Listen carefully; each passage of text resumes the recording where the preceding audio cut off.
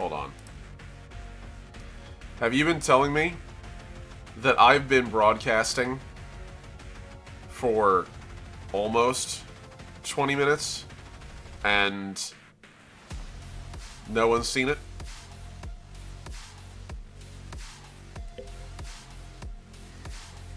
It's definitely a day, folks. There he is. I've been here! I've been doing this the whole time. I did a whole introduction. I just thought it was dead chat. Agony. Oh my god. I've been literally talking into the void. Oh. Guys, I had a whole wonderful intro. I even started us off with music and everything. Fuck. Alright, we're just gonna rewind it, start it over, and I'm gonna pretend as if my day has been going good now. Right back to the beginning. Hey everybody, I'm the last Omnitech, your favorite robot American. I've been talking to myself for almost 30 minutes. And, yeah, welcome to another OMNI Draws, where I draw things from my tabletop role-playing game, and hopefully people are able to actually watch. Anyway, can you tell it's been a day? I've been having a lovely morning so far, honestly. That's a lie. Actually, my day's been pretty okay at best, and I've been powering through, hoping to fake it till I make it emotionally. That was not what I needed to see today, but it's fine. I have people who support me through these incredibly crazy moments, including but not limited to my amazing patrons at Tier 1, Ampersand and Atlas, at Tier 2, Necronomus and Souls Rolls, and at Tier 3, Mossy the Mighty and Heinrich the Heroic. The guys on my Patreon are the ones I ultimately am doing all this awesome work for, and I genuinely appreciate all of you guys out there who support me, whether you just follow the Patreon for free, or actually donate money to it. Like, genuinely, you guys are keeping my lights on. Thank you so much. You're the reason I keep going in moments like this where I literally waste 30 minutes of emotional energy talking to the void. So, thank you guys. You're amazing. Oh, God. Oh, boy.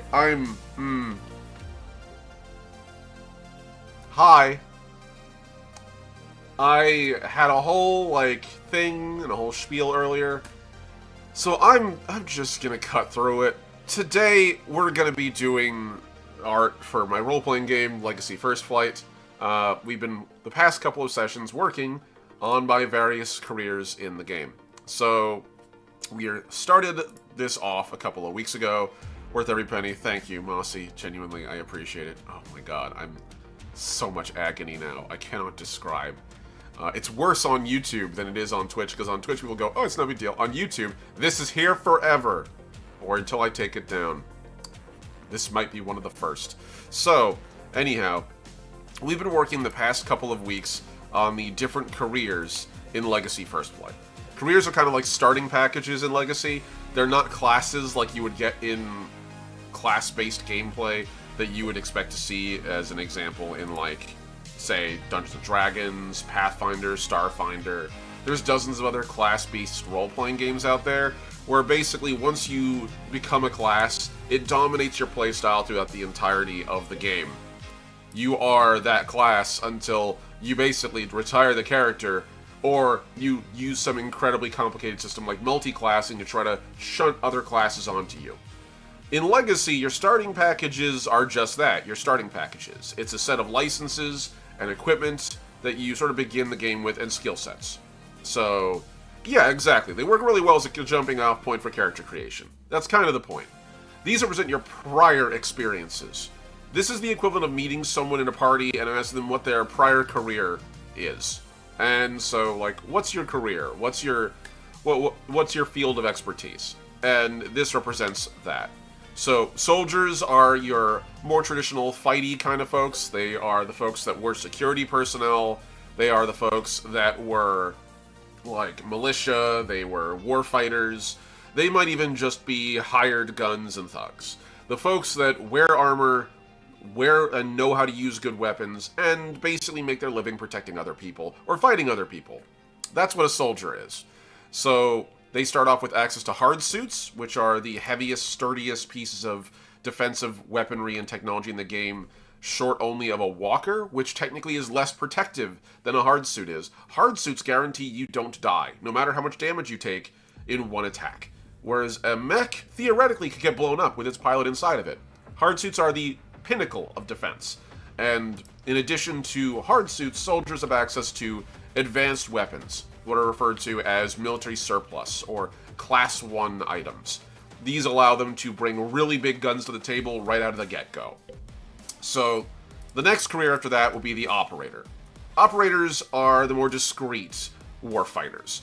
If soldiers are your traditional line fighters, the folks that get in the front, make some noise, punch through targets, usually operators are more the sneaky, outside the edge of the battlefield kind of folks. They're the ones that do their work slowly, subtly, with discretion. They have access to all the same weapons that a soldier has access to, but they also have access to hacking modules.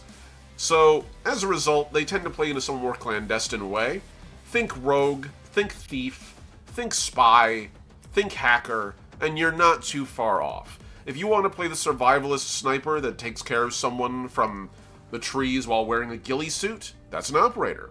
If you want to play the incredibly agile and clever hacker who pops in and out of combat, just very quickly getting things done, that's an operator. If you want to play the Bondian-style spy that uses charm and guile and discretion to get things done, that's an operator. So, we go from operators to jockeys. Jockeys are the biggest of the big. If the soldier is the frontline fighter who's kind of more of like a traditional brawler, does a little killing, does a little getting their ass beat, and operators are the sneaky thieves, jockeys are the giant you hired for help. They are the ones who pilot walkers and aerospace craft in this setting. Walkers are big, super heavy machines. Think Titans from Titanfall. Think mobile suits from Gundam. They are mecha in every sense of the word. Usually roughly between 20 to 30 feet tall. These machines allow jockeys to become the big guy on the table. Anchors of defense and offense, capable of fighting off incredibly dangerous threats. Likewise, jockeys also can pilot aerospace craft. So if you ever wanted to be the Pelican pilot in Halo, you know, Foehammer on station, or you might want to be Top Gun, that's your character. Those folks are able to, jockeys are able to do sort of a little bit of both. They can choose to support from the air, they can choose to support from the ground. They have the licenses to do both, but usually not the funds to do both right out of the gate. As a result, jockeys often fulfill a heavy guy support role. They're the folks that deliver people to and from missions. They're the folks that offer fire support, strafing at high speed using an aerospace craft, basically doing gunning runs and fighting off other aerospace craft to keep the skies clear for them. Or they're on the ground, an anchor of defense, immovable, indestructible. That's really what they are at their core, but the truth is it's a pilot inside the machine, not the machine itself. So if you're in a position where you can't get into your walker or your aerospace craft, your character is probably looking to get into their walker or aerospace craft to really do serious work. Those are jockeys. The next up would be engineers. Engineers we covered last week, and they are the first of what I'd call true support role style career start. They have access to hard suits, the same super durable suits of armor that soldiers have access to, but they also have access to science rigs, which are basically Clark's third law magical technology. It's not technically magic, it's just really, really advanced science. Being able to use tensor fields and magnetic acceleration and gravity manipulation, along with a series of really advanced instruments and material hoppers, to literally turn the battlefield into a science experiment, making whatever it is you need to have happen in front of you. So, say I'm using a thermodynamics rig, well, I can casually float on over and, set you on fire. If I'm using a gravatics rig, I can decide to turn the ceiling into the floor and slam you into it a couple of times before throwing you 50 feet. If I'm using cryonics, I can create walls of ice or freeze people instantly, layer on moisture, like condensed moisture, into ice armor that they can use for their defense purposes. And if you're using chemistry, you can melt people alive or forge instantly material structures in front of you, create cover out of nothing, turn the ground into quicksand. This is the advanced power of a science rig. But science rigs aren't like magic in Dungeons & Dragons, where a wizard can kind of do whatever the hell they want. Science rigs are tied to singular disciplines, what are referred to in the book, and I want to make sure I'm quoting this correctly, because it's been a hot minute. Wow, this is really giving me... It's being difficult right now. So, these are referred to as functions. So, these functions, or domains, are very specific to their goal. So, you choose a thermodynamics rig, you're fire. All the time fire, forever. You can always take additional rigs. You can take multiple science rigs in your character at any point in time to sort of double up, but they're heavy and they require a lot of energy to utilize. So, you gotta carry a lot of personal reactor packs. You're probably gonna need to buy some, like, extra cargo packs in order to alleviate the bulk of wearing these machines. And you sort of need to go all in on them. They're built around that. So, this is what engineers do. Engineers deal with practical problems. They operate in the field. They use repair rigs, heavy armor. They hang out usually in what we would call, like, the midline, if we're gonna go by the archetypal, like, engineer. And again, these are starting packages, and you don't need to build into them. You can build in any direction you want during character creation. There is no guarantee. This is not Dungeons & Dragons where I'm a fighter, I get to choose, do I have 2 swords, 1 big sword, or a bow? It's, what do you want to purchase? Here's the full list of gear. And so, as a result, engineers tend to be these frontline practical problem solvers. If they're in a circumstance where they need to repair, as an example, the jockey's mech or aircraft, well, that's what your engineer is there for. If they need to help fix people up because they've been injured, a medically leaning, like, engineer is actually a pretty practical solution to that. They also have access to just advanced weaponry and technology. They might not have the most advanced guns, because unlike a soldier, they don't have a Class 1 license, but they still have pretty advanced technology at their disposal. So, a little bit more pillow-fisted than a soldier tends to be, but just as hard to shift. And so we move from the engineer to the researcher. And the researcher is fun. I'm going to, again, as I did earlier, read the exact passage on what the researcher is to kick us off. So, as I pull this back into my face cam so you're not staring at a blank screen the whole time. Alright. So, the mirror image of an engineer, researchers deal not in resolving the practical, but the understanding and dissemination of the theoretical. The galaxy is a massive place with many unknowns, and the lost complexes of Ruin Worlds rank particularly high up in the category of the strange and unknown. With professional backgrounds as scholars, scientists, and professors on the vanguard of their fields of study, researchers leverage their knowledge and years of study in the field dealing with alien artifacts, lost technologies, and the cataloging and study of the weird. While the laboratories at their base of operation are offering sprawling affairs with the most advanced scientific tools available, in the field a researcher's kit is no less formidable. These voyages are licensed to use advanced hacking software and can turn anywhere into a laboratory with their science rig. That's right! Researchers also have access to science rigs. You too can wield Clark's Third Law magic with just a couple of easy payments of a couple thousand current to get that shit going. So, yeah, researchers don't really, out of the gate, possess the same level of protection that an engineer or a soldier can bring to the battlefield, or a jockey. And they certainly don't have the advanced weaponry of an operator or of a soldier, or, you know, technically the mech-level equipment that you would get out of a jockey, but they have access to what is effectively as close to a magic system as I have in my game. And not just one of them, both of them. They have access to both of them. Hacking modules and science rigs. If hacking modules are closer to like cantrip style quick hacks where you very quickly throw software at an opponent and it does very specific types of attacks, usually that do a little bit less on the damage side but more on the actual like actually manipulating the enemy kind of way. And science rigs are built around the idea of the more whiz-bang kind of deal. So if you want to have a character cast a fireball, that's a thermodynamics rig. If you want a character to freeze someone solid or create walls of ice as a defensive tool, that's a cryonics rig. If you want to melt people's armor and create terrain to block line of sight, that's chemistry. And if you want to reach into someone's reactor and manipulate the energies that they use to fuel their abilities, that's a particle physics rig. They all have their own functions and their own uses. And at the moment, they are all slowly in development. I have almost all the core particle rig, I should say, I have all the particle rig rules pretty much done. I have the beginnings of cryonics done. Chemistry is mostly done. And the only remaining one left to do, and I want to make sure I got this correct because it's been a hot minute since I've gone through the full list of them. The only one that I really have left to do is gravimetrics. And that one's going to be fun. That's literally, again, throwing people around. So, those are the different rigs. Let's pop over to... First, before we get going into, the rigs and all the things that are involved there, let's talk about what we're going to draw. In terms of, really, who we're going to draw. You see, Legacy First Flight has 8 playable species in it.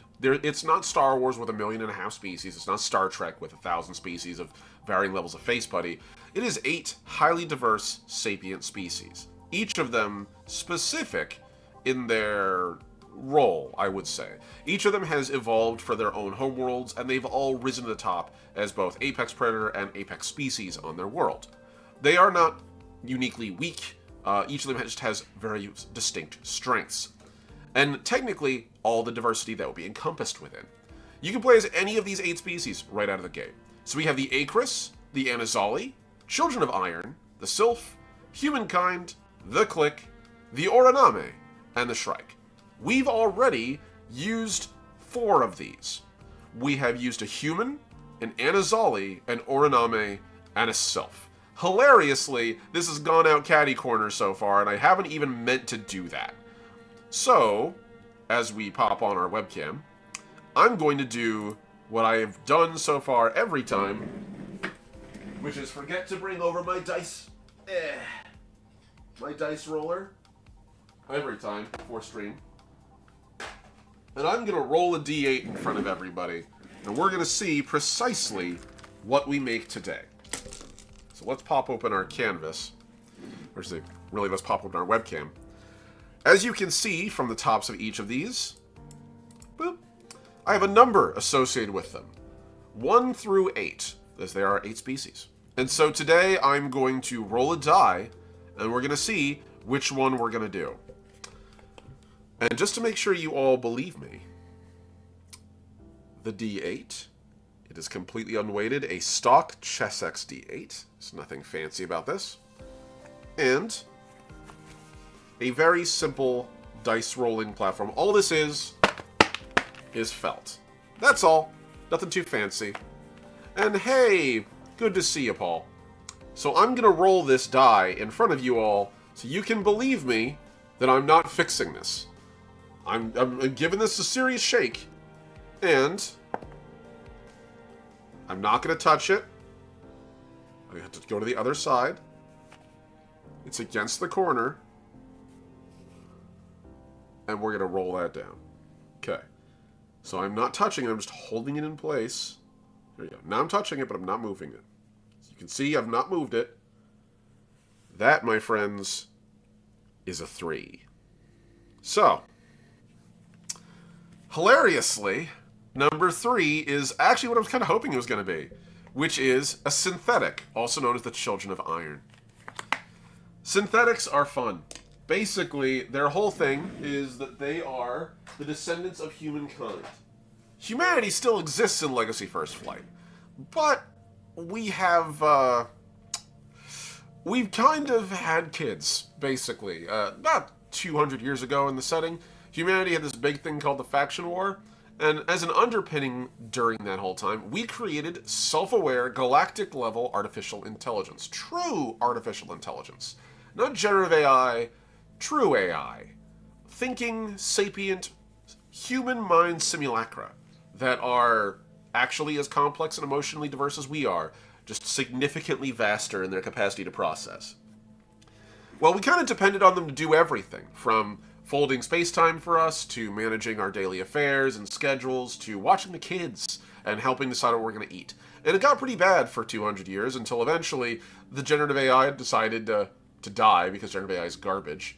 long before any of this happened. I'm sorry. I've just been watching so much stuff in the news. So much. Can I, just 1 second. Fuck generative AI. I hate it so much. Generative AI sucks ass. All my homies like droids because they're real people.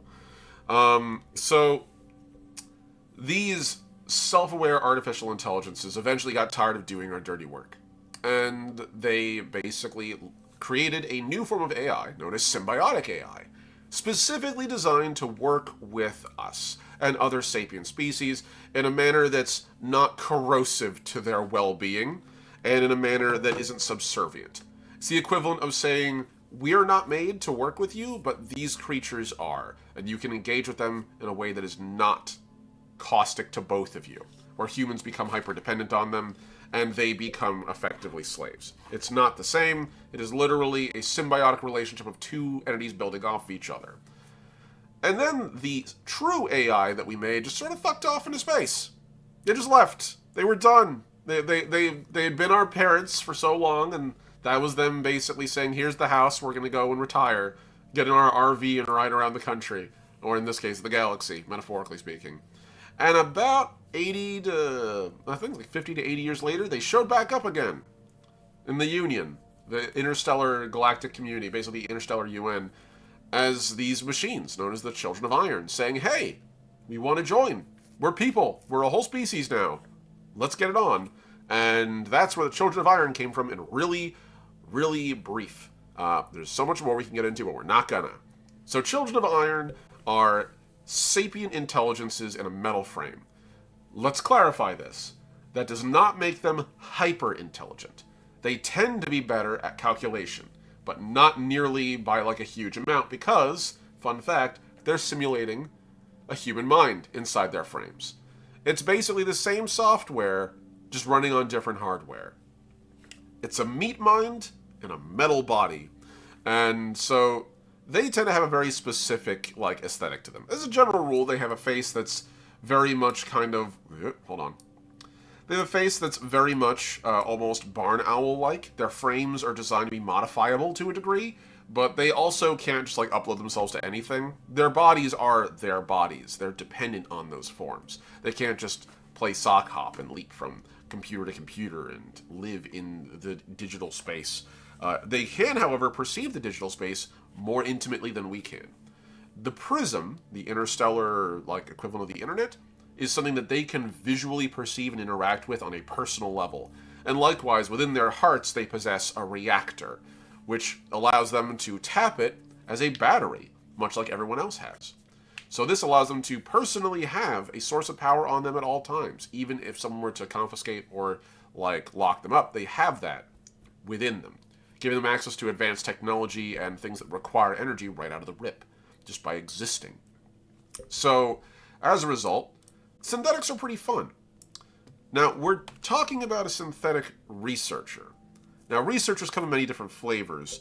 We've already done kind of the operator spy thing, and they can do both hacking and science rigs.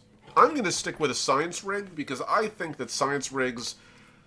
Well, one, I think science rigs are really freaking cool. As a general rule of thumb, I just really enjoy them. They're enjoyable and cool. I mean, look at that. How can you not love the ability to float around and smash people with what is effectively like Clark's third law magic? That's really cool. This is really enjoyable. But they're just a really cool concept, generally speaking. So I'm just going to get over here. Now, we've already drawn researchers in the past, and I think we've even already drawn a synthetic researcher. So I'm just going to use the old art to inform the new art. Let's start with our block here in the lower level. So synthetics have a couple of traits that make them rather distinct. First off, as I put this up to 75, there we go, it's a little better. Okay, up to 100, that's cool. So synthetics are based off of our general body plan. A little different than ours. They're digitigrade rather than plantigrade, aka they stand on their toes, but they're still humanoid. In pretty much every way that's meaningful, that they are human. Psychologically, anyway. Mechanically speaking, they have a couple of nice advantages. For starters, they don't need to eat. They do need to rest. They actually have to defragment their like drives every day, basically, a little bit, and more or less the equivalent of sleep. Unlike us, they can stay awake during the process and self-aware, at least for most of it. So they kind of get the ability to, like, sleep while they're awake. Anyone's familiar with trance when you're playing, like, an elvish character in, like, D&D or Pathfinder settings, you're familiar with it well enough. Like, there's not really much more that needs to be said there. It's something very similar.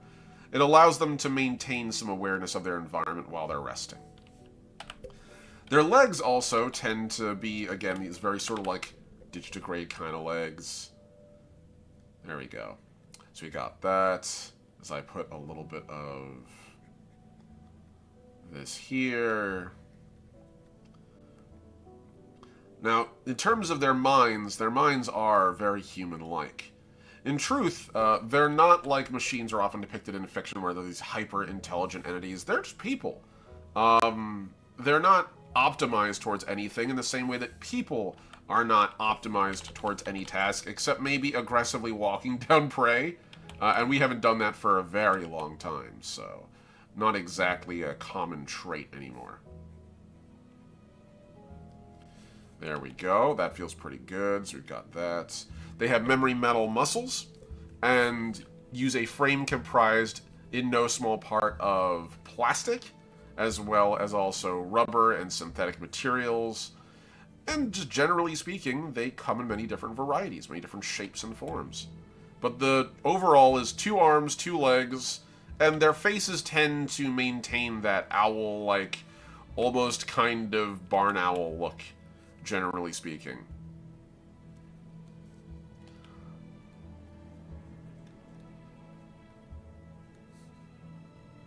Now let's do a little bit of science here. Their arms are a little different than ours, as a general rule of thumb, and let me make sure I'm properly broadcasting this. Good, good, good. So their arms are a little different than ours. For starters, they do have a bicep structure, not unlike ours, and a tricep structure. So upper arms, pretty familiar. Lower arms, however, where things start getting a bit different. Their arms are actually built around flexons. So basically, their forelimbs are literally like almost kind of designed like our spines.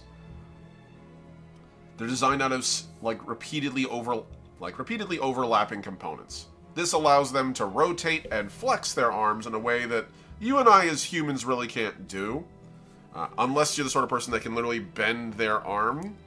And I can't. I don't even want to pretend I can. Just the thought of it makes my arms hurt. So, but yeah, they have a little bit more flexible limbs. This lets them actually work with tools a little more effectively. And then we sort of go up here and we're just going to sort of get the neck structure, which is very similar to a human. It's a very thick neck there. There we go. That's a little closer to what I'm looking for.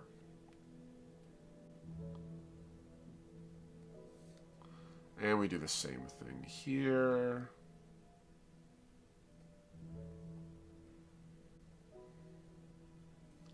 Beautiful. So that's a pretty decent, like, physiology we've got going here. And we're going to go for the face.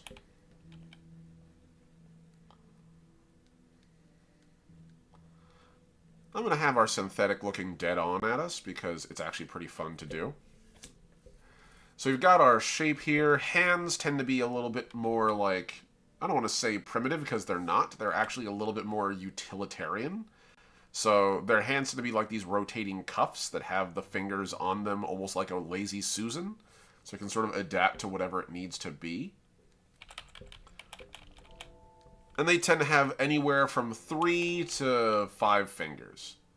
They don't have any designated thumb or anything like that because they can literally rotate their fingers to become a thumb. So where you and I have a fixed hand structure like this, all of these fingers here can rotate around a cuff instead.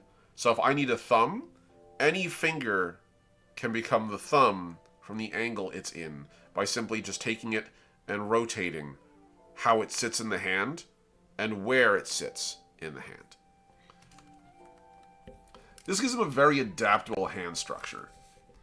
They're surprisingly dexterous. Not more dexterous than, say, like the Acris, who are just inherently very agile and have a very, like, high natural dexterity. But they're still pretty dexterous.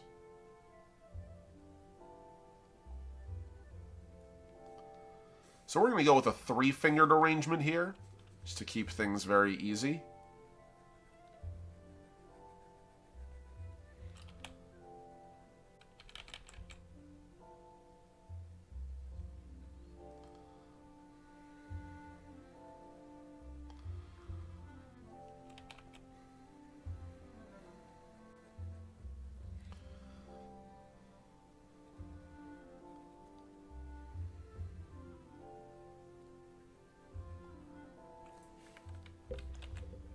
There we are. Not too bad.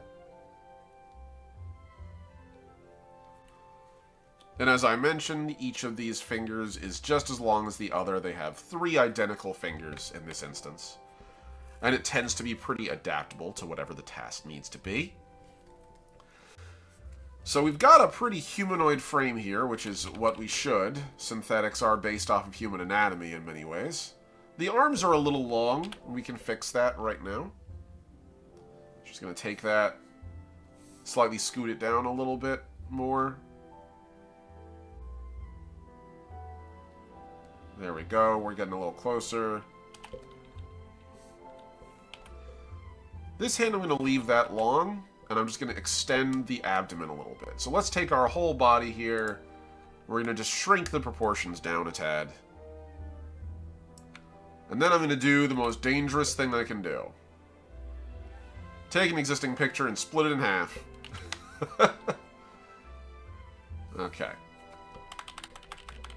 Until we have a more, like, anatomically accurate. There we go. That's about right. Basically, your upper body is the same length as your lower body, as a general rule of thumb if you're out there drawing. Legs and arms and all that, you're roughly about equal. So your whole upper body should be about as long as your legs. That's usually the rule of thumb, from head to tip of finger. This is an approximation, mind you, and not something that's actually, like, truly anatomically accurate, but just kind of like a good gauge. It's this thing you'll very frequently see in, like, any kind of fiction is something 10 heads tall. I tend to draw something that's usually, like, roughly the equivalent of human-like scale. I tend to draw my things between 8 to 10 heads tall. So let's make sure we got this about right. Just for the fun of it, I'm going to do this off to the side. So that's 1. That's 2. That's 3. That's 4. That's 5. That's 6. That's 7. And 8 heads. So yeah, I pretty much nailed it. Exactly my usual, like, scale of how big things are in the game and how I draw them. I tend to draw them to, like, again, roughly 8 heads tall. True anatomical scale would be closer to 10 heads for humans, but we're not drawing humans right now, and a little bit of stylization never hurt.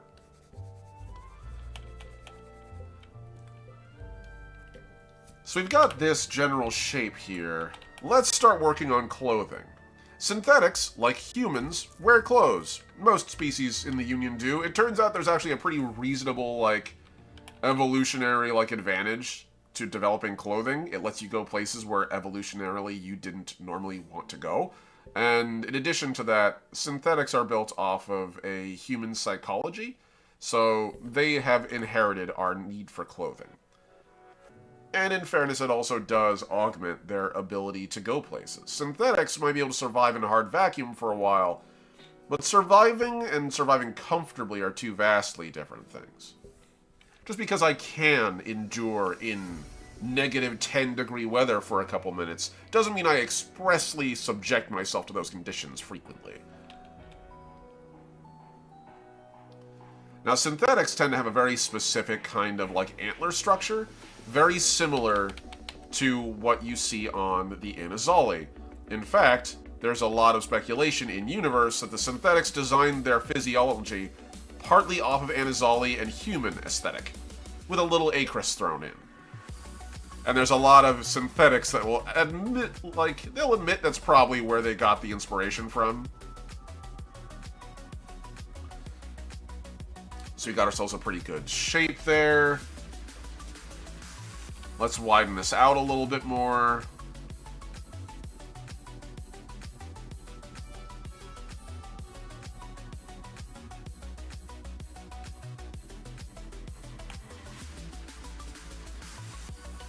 There we go. Now we can take the torso, sort of thicken it out a little bit. And general rule of thumb, always give him hips. They're based off of our anatomy after all. And then we go for the thighs. And just to make sure things look good, I never let my characters skip leg day. It just helps things look a little more natural. Now, synthetics, again, don't just have, like, metal joints. They're not a ball-jointed doll. They actually do possess muscles, not unlike ours. The distinction for synthetic muscles is that synthetic muscles are built around memory metal, which is designed to, in this case, like on a nanite scale, fray, recombine over and over again. This allows them to build strength just like we do. By expressly stressing and then testing their muscle groups, their muscles build durability, reinforce themselves in places where they're vulnerable. It's actually a pretty useful trait.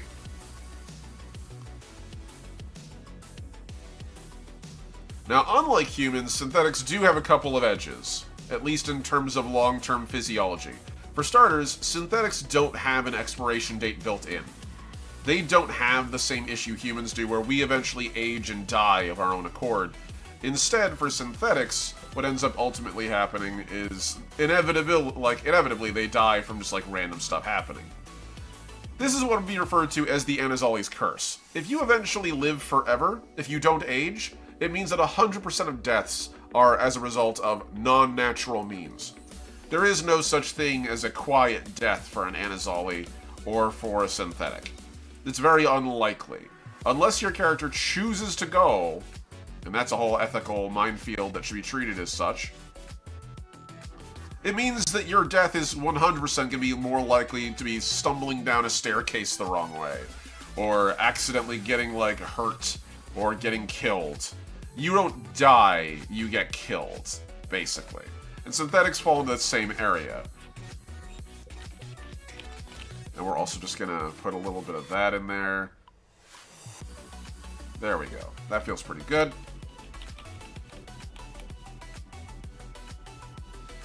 Alright. Yep, that's fine. And I'm just going to put a little, like, join right there. There's a little gap. So we can see where the lower limb bifurcates. So we have our block.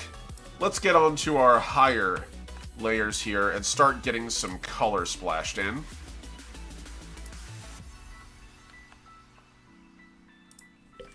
We'll start with some base plating here. Preferably in a color that actually works. There we go. Oh, I have it on erase. That explains why I wasn't showing up. I was like, what's going on here? What fresh hell is this today?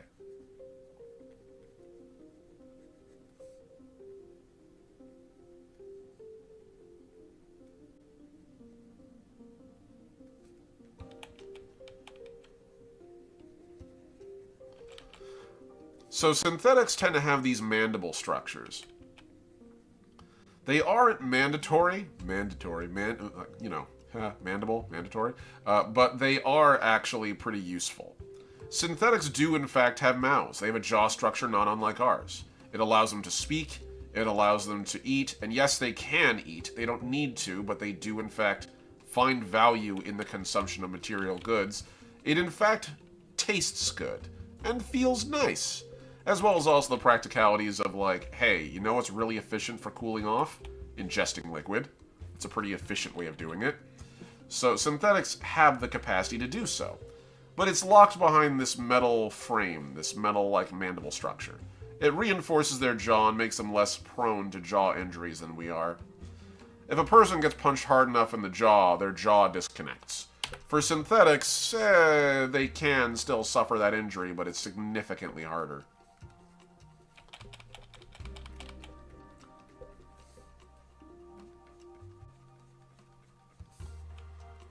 Now we're just sort of adding these on. The horn structure on synthetics is very vast and distinct. Just like Anazali, they can range from antennas to, like, you know, the more traditional, like, stag-like structures that you see from, like, deer or various, like, moose and stuff. Or they can be as simple as a Gundam-style crown on top of their head. These serve the purpose of both protecting the skull and also providing a useful place to put things like proximity sensors and the ability to perceive wind motion, stuff like that. Basically, a lot of the senses that we sort of ascribe to our quote-unquote sixth senses, our ability to slightly perceive magnetic fields, our ability to slightly perceive electrical fields, the ability to detect wind direction, those sort of things can largely be found in those antennae. They do have ears, but those ears are literally like buried in their heads. They basically have, underneath all the armor, they have the capacity to hear.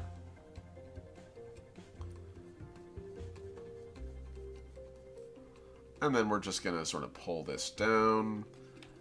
I like drawing synthetics staring front on, because it gives a very, like, distinctive, very cool look to them.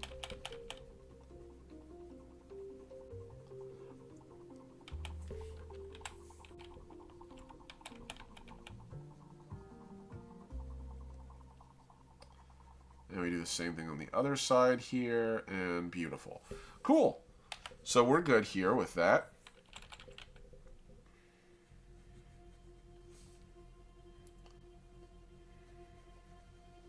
And then finally we have the sort of crown joint here, where everything connects.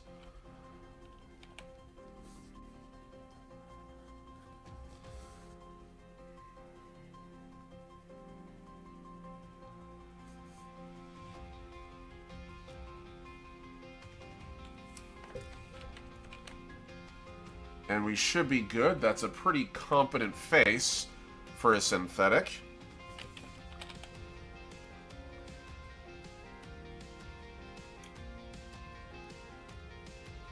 There we go. We have the neck join. And each of these are sort of individual cables that come in.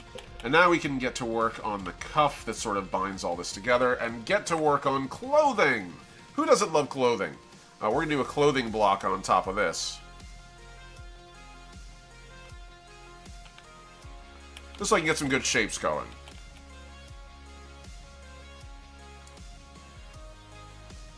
So we're going to get some padding for whatever atmosphere they're wearing, because they're probably not wearing much armor.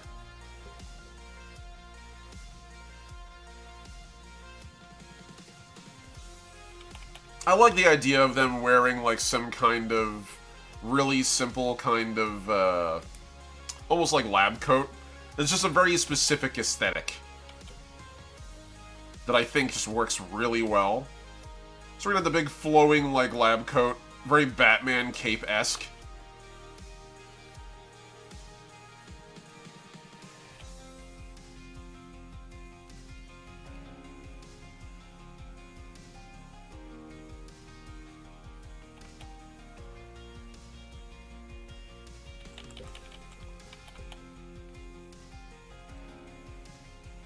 And we're going to carry that all the way around back here. Cool, so that works. Synthetics do wear pants, usually. We're not going to get too much in the discussion of what they have in their pants, but needless to say, synthetics can, in fact, have such equipment if they find it, you know, practically useful, or something that they want to.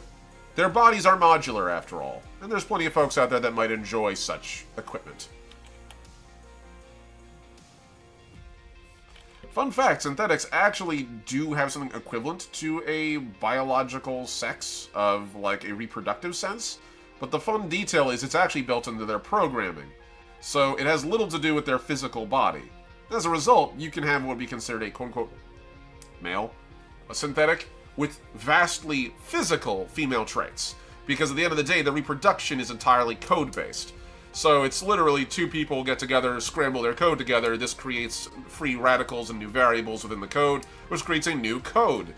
and then that code is stored within whatever the equivalent mother of the two is until they're ready to upload into their own frame, which is then flash manufactured by the nascent infant code. It has all the things it needs to build its first frame, and then it sort of downloads itself into that when it's ready. And that's how it works. It's a pretty straight process of transfer from one to the other. And the trick with all of that is it doesn't require a single bit of bumping, physical uglies. So every detail you've got of your anatomy, that's up to them to decide. They don't really care. Technically, they don't have any distinct gender roles based on those biological traits. There is no version of that that's relevant. So, yeah, fun little details there. Now, as far as rig goes, because I want this dude to have a rig, because I want to know science rig. I think the science rig is very, a classic image of the researcher. Let's decide on which one we're going to give them.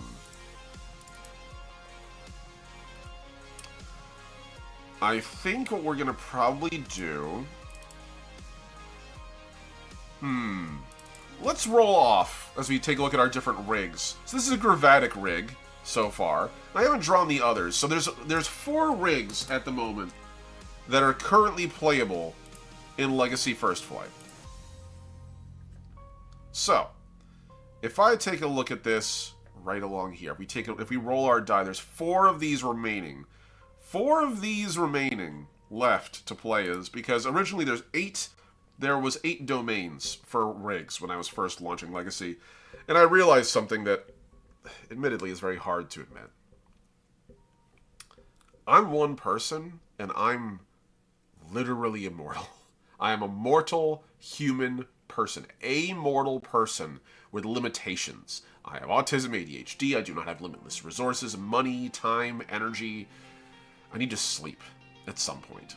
So, I had to decide whether I wanted to delay the game for another year or release it in its current state, work on releasing it in its current state, and slightly reduce my scope.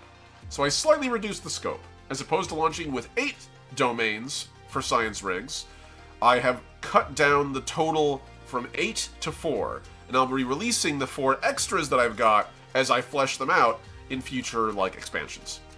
Of which I want to make them affordable and relatively cheap. I don't want to be nickel and diming people forever.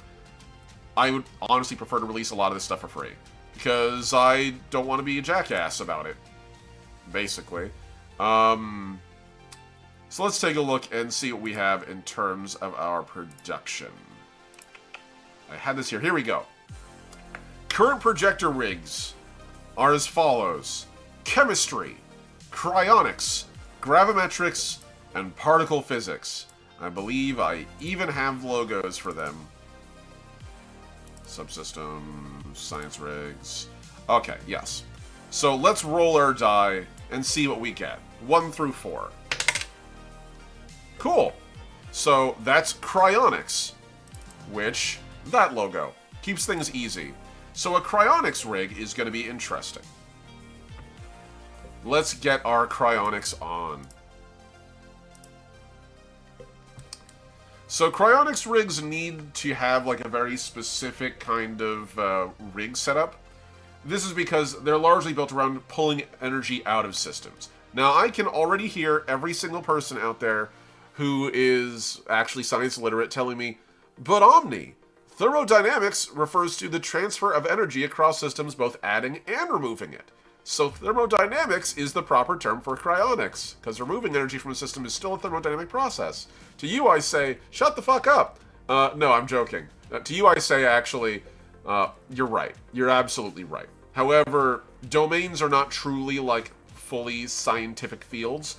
It's really more scientific application that's relevant here. So, as a general rule of thumb, you have the cryonics rig and thermodynamics rig of cryonics removing energy from a system and thermodynamics rig adding energy into a system by blowing things up with fire. They are 2 separate things because they have 2 vastly different functions within an environment. You might have cryonics rigs at play in a cryo bay, or working within an engine to keep things cool, or preserving, as an example, samples in a biology lab. Whereas a thermodynamics rig might be more at home in a chemistry lab, working on boiling materials, smelting metals, welding things. Just because it's the same field of science doesn't mean there's not two vastly different functions within it. And that's kind of where we sit here. So, cryonics rigs, as we pull open the logo again, because I realized you guys didn't see it, that is the cryonics rig logo. We'll be working on that. So I'm feeling like what we're going to use in terms of our tech, this is going to be clothing block. Here we are. Hey, OMNI has the immortal gauntlet of... the immortal has a good ring, though. I wish, yeah. If only, right? If only. It's good to see Alex. So, usually projector rigs have like this kind of... this kind of like arcing thing forward here. Over the shoulders, where they're actually projecting their fields. It's kind of a little bit like Dr. Octopus's rig from the Tobey Maguire Spider-Man's, Spider's Man, as it were, where it's this thing that sort of straps onto your spine and you use it to perform science experiments. But unlike Otto Octavius, who invented a sapient machine and then immediately found a way to enslave it, and then the entire movie glossed over it, like that's normal. He's like, oh yes, well obviously you're worried about it taking over my mind. I made a chip that completely locks it out. Me, a science-literate person watching the audience. So you invented 3 groundbreaking technologies, and only one of them was infinite energy. Why are you working for anyone else?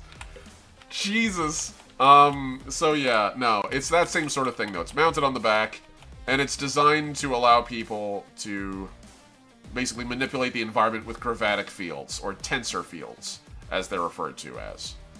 Which are basically like a type of magnetic coil field. So you got that. Sort of sitting off the back.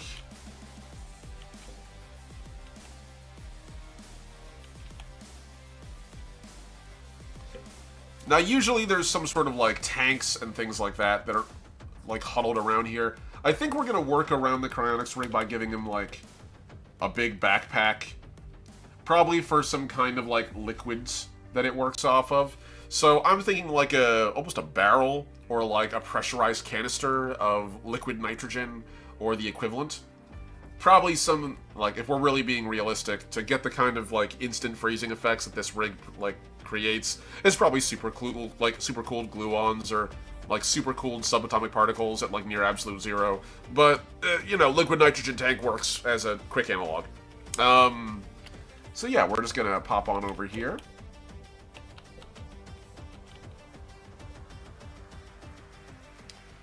And I'm just gonna add some details. We're gonna add some hoses as well. Here we go.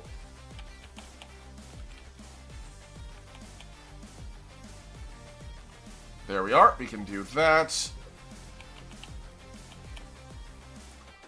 I'm going to slightly change the shape of these so they look a little more three-dimensional rather than a perfect flat thing. They're not spatulas. As fun as that might be, that's not what they are. Alright, cool. And we're just going to slightly tinker with that a little more. That looks pretty decent already.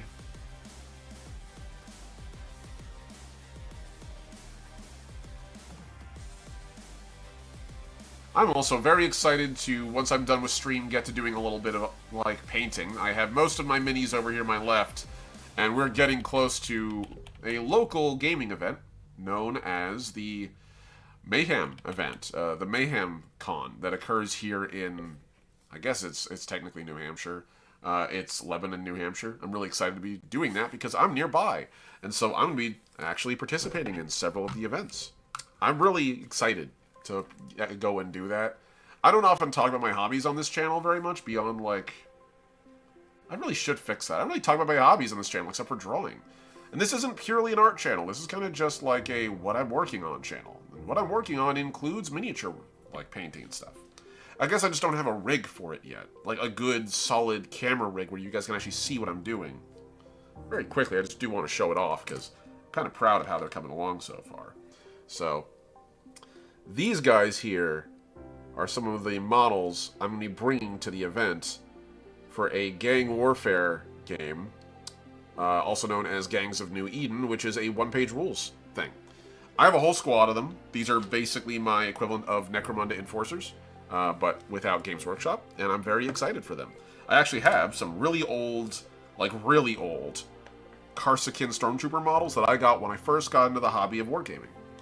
I'm showing you guys this because it's important for me to let you guys know that art comes in many forms, not just what I'm drawing here for the role-playing game and stuff, but just generally. Like, it's important to cultivate the things that you like and enjoy and to stick with them. They give you a lot of energy. They make things feel better. You don't want to burn yourself out on any one thing. Take this from someone who's been working on a role-playing game for 20 years. Pacing yourself, kind of a huge life skill. You will benefit from it. So, I also can't wait, buddy. It's going to be a blast. So we've got all that. That feels pretty good. This apartment wants to have, like, external parts down here. Maybe. I don't think it's necessary. Yeah, we'll hold off on that part down there. Maybe, like, radiators? I feel like might be more relevant. That might be actually a useful thing to have. So we'll have, like, a radiator panel here that keeps most of its heat away from the rest of the rig.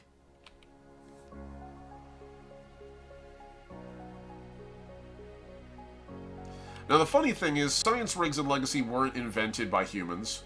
There's 8 species in Legacy. They all invent their own technologies. They were actually originally invented by the Shrike, who kind of just stumbled across the use of the technology and created the first cryonics rig, actually. In the modern day, those cryonics rigs are utilized by Shrike-ish cryomancers. And yes, they call themselves cryomancers because to House Rix, a highly religious and super, like, specific in their subculture civilization, it actually is almost a religious tool. I'm going to hold off on that. I think it might be unnecessary. Instead, I'll just have, like, wires and stuff trailing up the back. I don't even need that. I think the cryonics rig with, like, the tube back here is fine. And we'll just add, like, extra clothing onto this. So, let's do this very quickly, because this is going to be a slightly different shade. I'm going to hit this as a lighten. There we go. That should fill out the interior of this. And then I can go in here.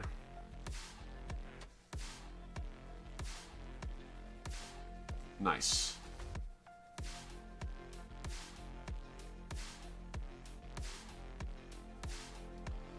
There we go. That's good.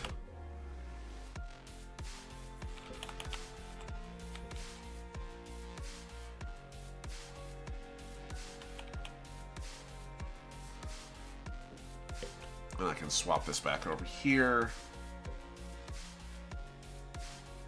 Beautiful. Okay. So now I can see where the interior of the coat is, and we can get to work. Let's get on this higher layer here. Let's keep layering on lighter colors. We're going to keep this a pretty straightforward, fast sketch. I genuinely feel like it's one of those things where the longer I take, the worse it gets. I think there's a diminishing return on focusing, like, your energy on something. That there's actually a benefit to sometimes, you know, motoring. Pedal to the metal often yields the results you need, not the results you ideally want. And the results you need are often all you require.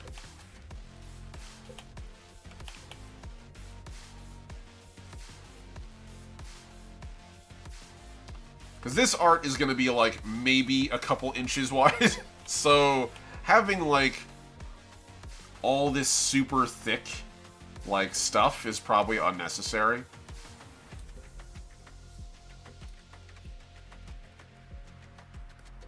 So I kind of like the idea of, like, a big furry neck to this thing. Again, cryonics rig, right? And they are, just because they're synthetics doesn't mean they don't still benefit from, like, being warm. They have tolerances very similar to humans. Just because they're a machine doesn't mean they don't actually give a damn about being cold. Ask your car how it feels about being super cold if you live in the north. I can at least guarantee that there's, like, 3 folks in chat who know exactly what I'm talking about.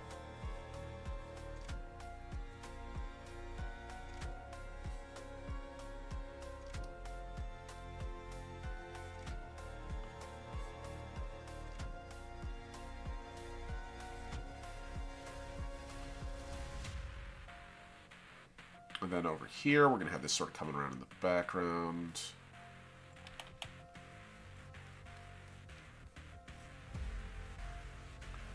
So yeah, we're going for almost like a snow parka kind of look to it. And then underneath, we're going to have all the clothing.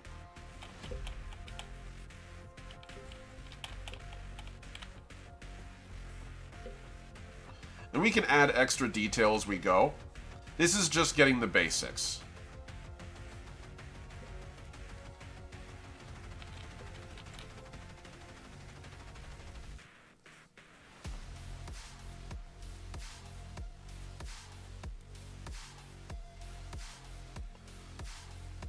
And you can already see what we're dealing with here, so it's already starting to take shape a little bit.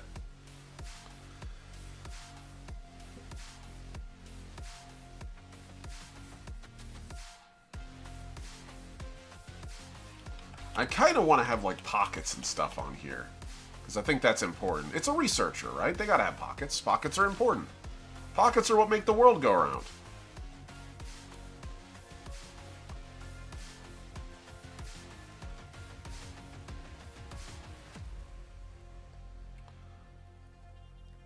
Okay, and we're going to have this coming around here as we sort of just do a little bit of outlining. We're going to have a belt, because you do need to have a belt. They're important. I tend to have like these sort of shockproof pads on almost all the clothing that folks who are wearing atmosphere wear. This, to me, is because atmosphere is a spacesuit, right? But it's a spacesuit made to be worn by people who frequently live in space. So things like impacts and shocks are one of the biggest risks you might face when you're in deep space. Suddenly shifting your gravity might slam you into a bulkhead and kill you. So this sort of gets around that by having like literal airbags built in.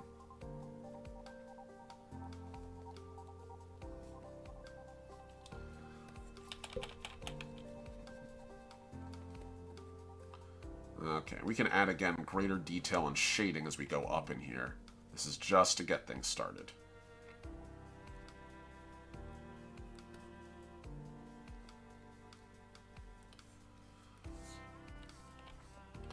We have our pants, which come down to a cuff. I'm a strong believer in having realistic pants in your setting. I'm just going to say it. Like, if you're out there adventuring, I'd want a good pair of pants. I want a good pair of Dockers or jeans, something that I can rely on. As opposed to, like, whatever strange fantasy crap I usually see. Guys, just give your people pants. Seriously, it's fine. Give them pants, give them a kilt, give them something practical that they can wear, they can live in. Fancy, super crazy, like, awesome clothing that you would get out of, like, a JRPG. Fair, cool, awesome. But you know what I would prefer over that super fancy armor? Something that I can unzip to go to the bathroom in. Or, like, quickly pull down if I need to go to the bathroom. Or, like, just simple stuff. Simple, basic amenities are more valuable to me than all the cool Lord of the Ringsy and Elvish armor in the world. Give me a pair of pants I can rely on, and they'll take me very far. Take this from someone who used to do a lot of hiking. Like, it actually behooves you immensely to have comfortable pants and shoes and boots than it does to have, like, magically enchanted stuff made by a super awesome wizard or knight. You know, just give me good pants. Give me good clothes. Reliable stuff. Something rugged and effective I can work with.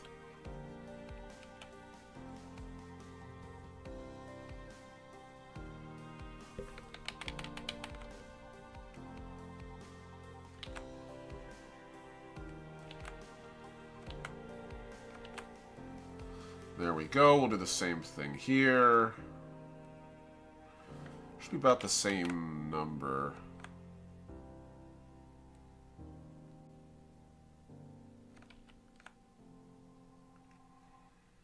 And there we are. Cool. So that works. I can get in here, sort of turn this around. And now we can begin sort of adding color layers where they'll be relevant. I need to choose where the lighting is coming from on this very quickly, because it's about to become a mess if it doesn't have, like, reliable, like, lighting. So, I'm going to choose where the light source is. Let's grab our light source. Hi, light source. The sun. I'm going to move the sun over here. We're going to flip it. Where my logo is. Hi, signature. We're going to take this and flip it horizontally. I'm going to save it so I don't lose my progress, because it'd be very sad if I did. Never forget to save your art, folks. Trust me. You will thank me 1,000 times. 1,000 times over, you will thank me. Okay. Let's start adding extra layers on top of this now. Let's go with dark. A nice dark layer goes a long way. Okay, so first things first. Turn the shade layer on. There we are.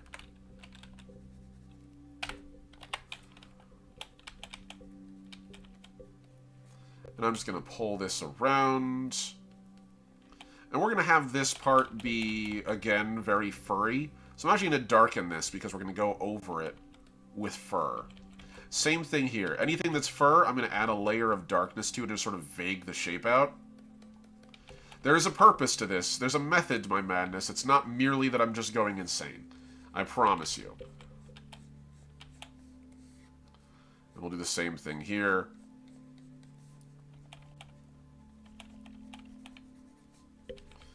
It turns out in the distant future, fur is still a really good insulator. And actually pretty achievable for someone on like a little backwater world.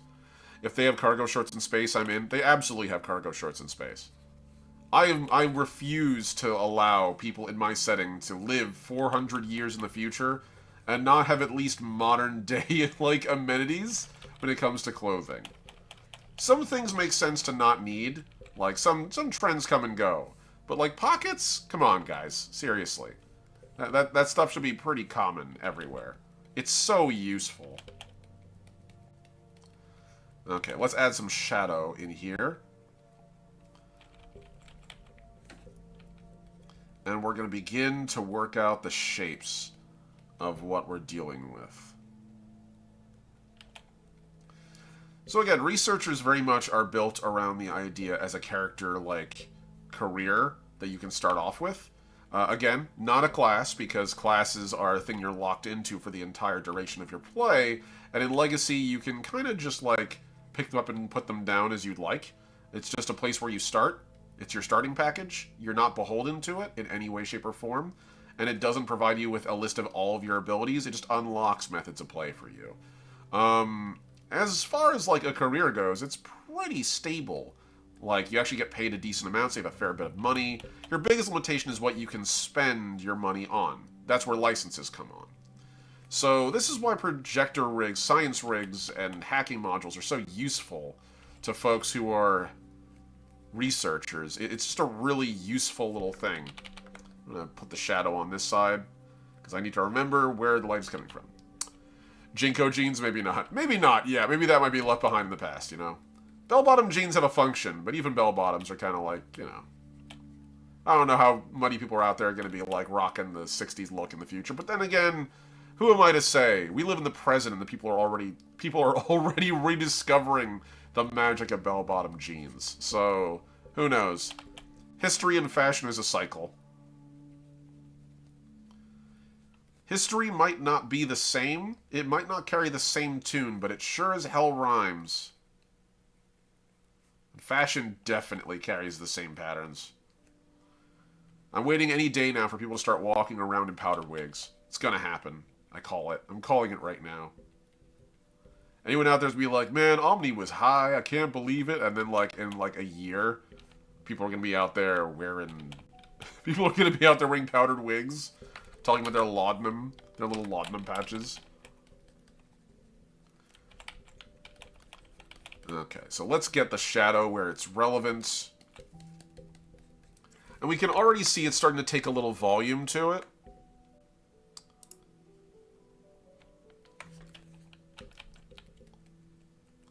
And we're going to add darkness where it's relevant.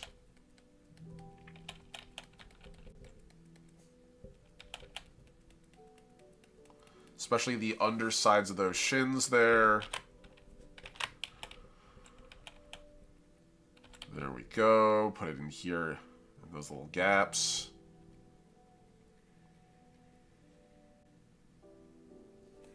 Beautiful.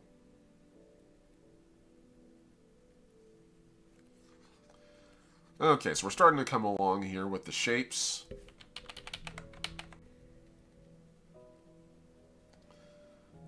Bottoms of these jeans here don't need to be super bright. That's where all the shadow is going. Same thing here. There's not a lot of brightness to it. Okay.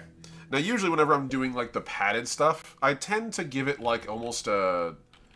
I guess, like, almost a airbag sort of look. Like it's designed to burst open from a very specific direction. And that involves putting a crease in it, more or less. So these are sort of compressed airbags. Just in case your ship gets thrown or something, you have a sudden impact or a sudden stop. You're not instantly just turned to paste on the interior of a bulkhead. And these patches can be reloaded very quickly and easily. There's very little issue with that.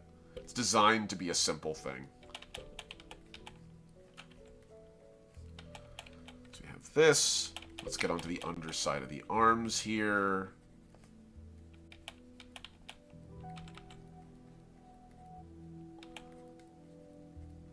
And let's get into the actual, like, parts in the neck, where things will be dark. So around here, around here. Nice. Okay, put this about 25%.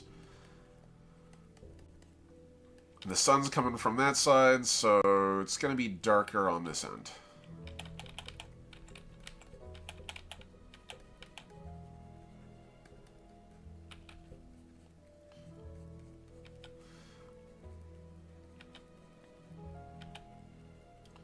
Now, the eyes of synthetics are a very specific shape. They're almost always, like, kind of, they got that little bit of a, like, Transformer-style aesthetic to them.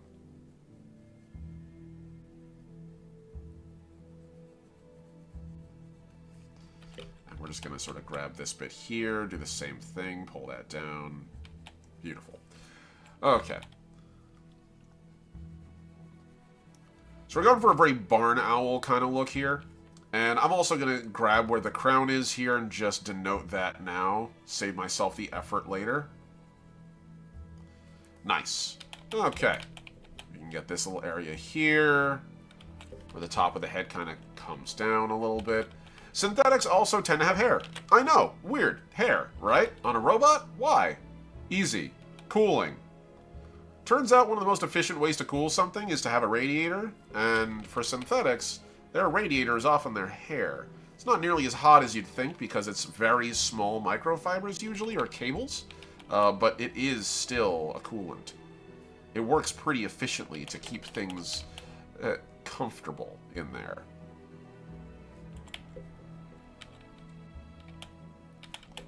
So let's get the underside of this. And we're just sort of pulling this along.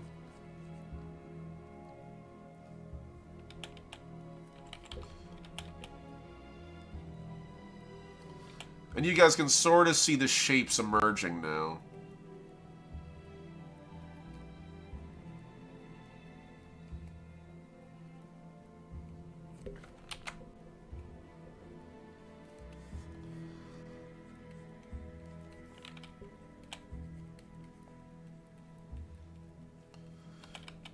Then we're going to have like an object there. Probably a pin or something holding it all together.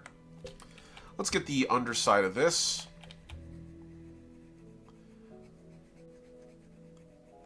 I find that when drawing technology, less is more.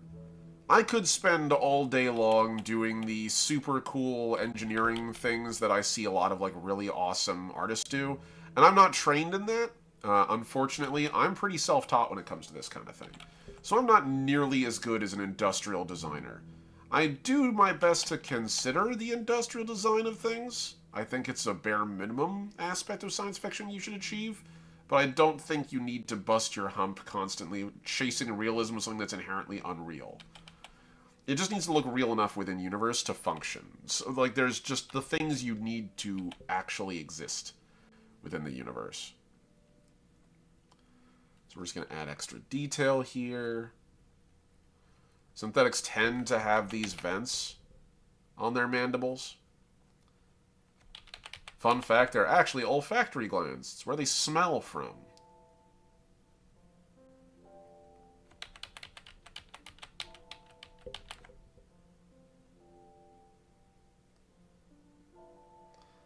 It also helps them breathe and vent air. Again, they don't need to breathe, but it helps them cool off. Technically, I guess they do need to breathe, they just need to breathe a lot less than we do. Sort of that Omni-Man thing, where it's like, you don't need to really, like, breathe, Mark. You can hold your breath for weeks at a time. It's kind of the same thing. They don't need to breathe because they need oxygen. They need to breathe because it helps them cool off. So theoretically, they can hold their breath for an alarming amount of time. It's just that, you know, from a realistic standpoint for most people, by the time that they reach that limit, every other mortal is long dead. So it's not really worth keeping track of from a gameplay perspective.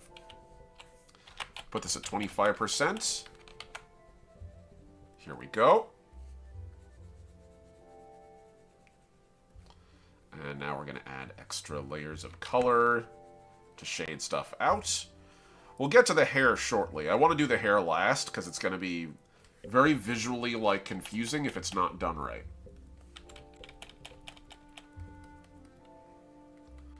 And again, not all synthetics have the same type of, like, hair. Those kind of radiator coils. They don't all have the exact same kind. Some keep it much shorter and they just optimize through other means.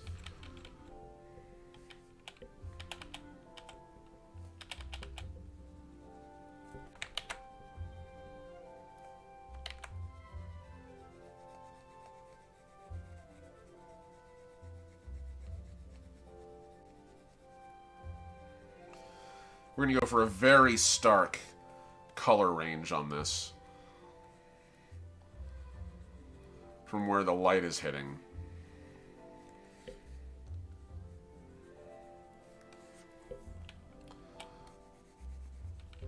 Basically, this whole side of the face is in shadow, so it's going to read as that. Looking good so far. Nice. That actually feels pretty good. Alright, we can go up here now. Get the shading there. Wherever the light falls that it shouldn't, we handle that.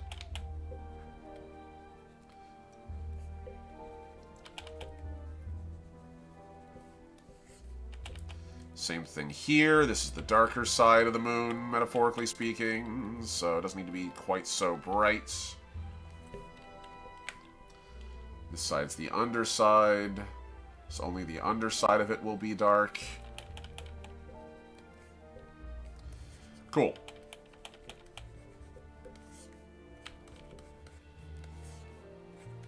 So you have our nice, big, heavy, kind of furry cloak here, which is going to look way darker in a minute.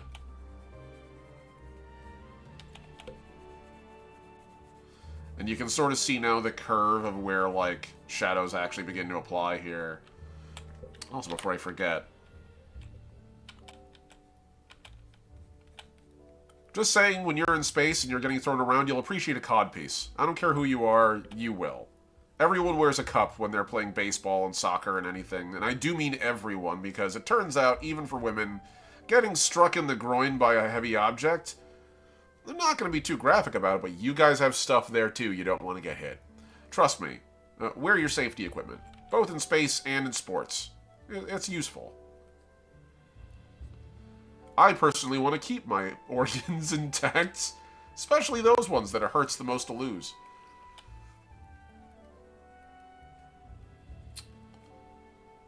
Alright, here we go. Beautiful. So we got some pretty good clothing here.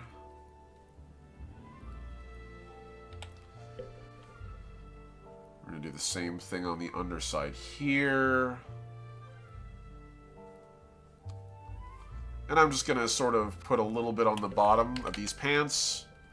I'm probably going to give them, like, drawstrings. I think they're really just a practical thing to have for pants like this, especially for synthetics whose limbs are a little different than ours. It actually makes sense that their, like, pant legs might extend to accommodate their hoof. So for them, like, having drawstrings is actually a pretty practical consideration.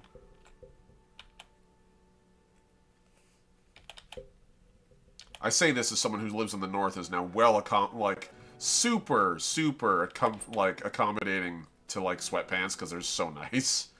It's so nice. I'm not gonna lie, guys. Like, it's really pleasant to like live in the north and it's winter and be like, yes, sweatpants weather. Time to get that on.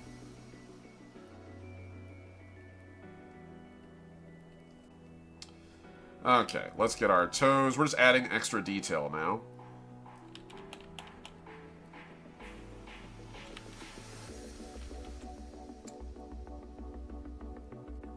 Here we are.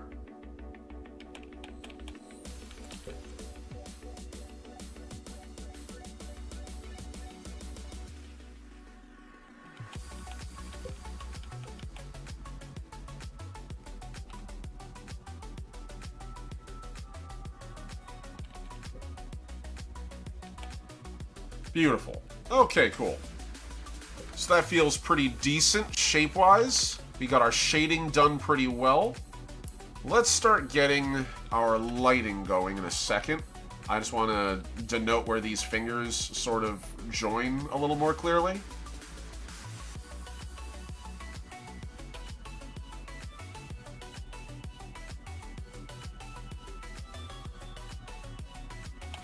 And we're going to have the cuff coming around here.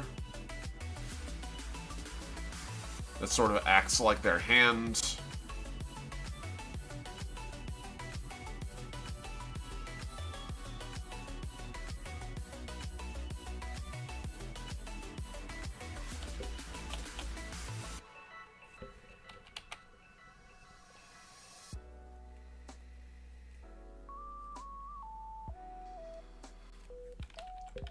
Okay, and we can just sort of pull this down a little bit.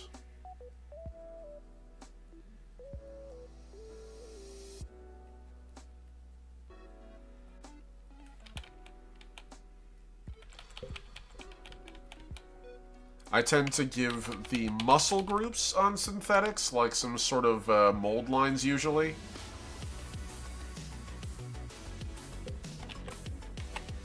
Let's do 25% to get the shape of this down.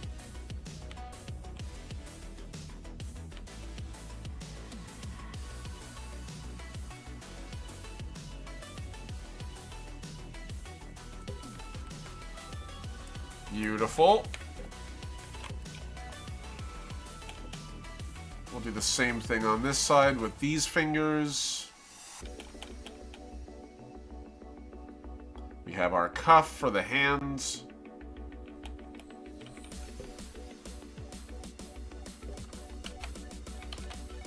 We do the mold lines on the arm where the segments exist.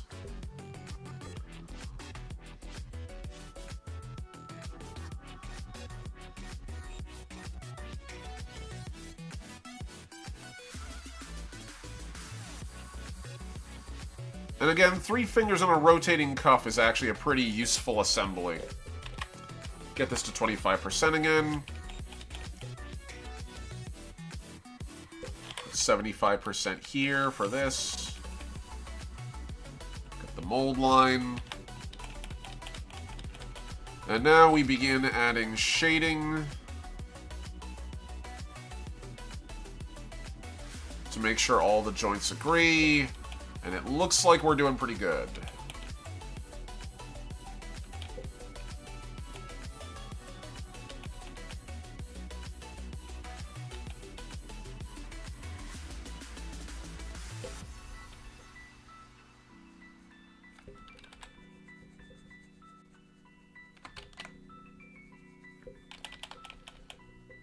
Okay, now it's just a matter of cleaning stuff up a little bit. Beautiful. Okay. Our researcher's nearly done, I would dare say. We just have to get some highlights and then some lighting. And then probably a special effect or two. Because, you know, rig user, right? Like, I'll do what I can to get, like, a little bit of, like, cool stuff on that. Let's get our light layer going. Okay, this is where we can start adding some serious sharp definition to things. So, at least whenever I'm drawing, the light layer tends to be the strongest thing. So usually 45% or higher tends to be where I have the light layer hanging out.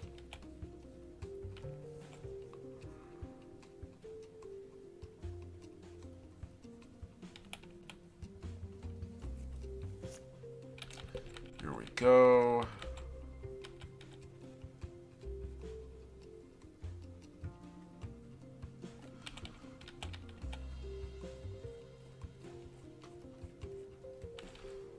And then we can just take this, angle this down. This gives us a pretty clean look right out of the gate. Makes it look very metallic, which it is.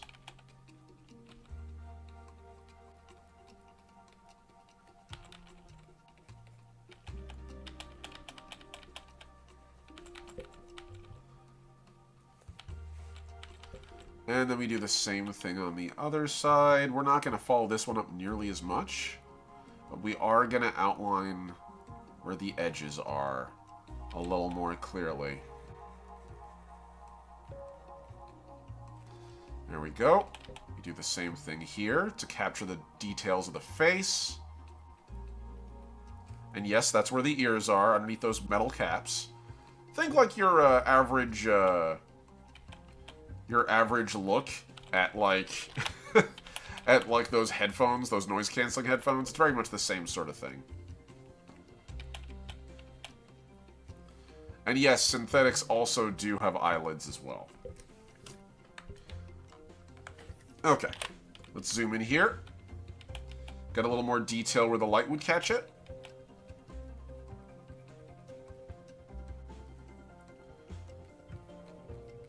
Normally, I would splash a single color in here, but we're trying to stick to black and white, so I'm just going to stick with, like, really sharp white.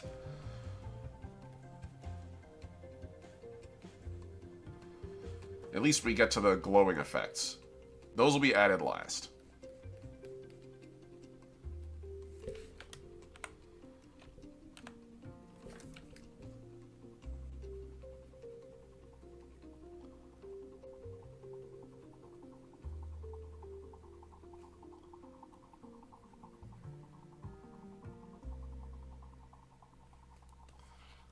Alright, and I'm just going to add these little hash marks here where things are the brightest. Cool.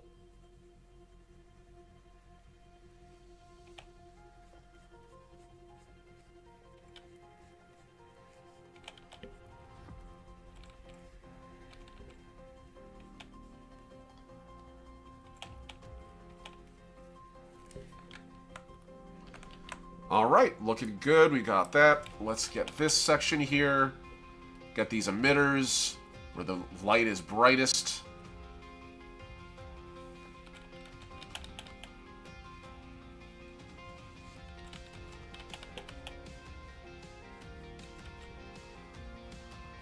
And I'm just going to sort of pick out the underlighting here, where the edge is going to be.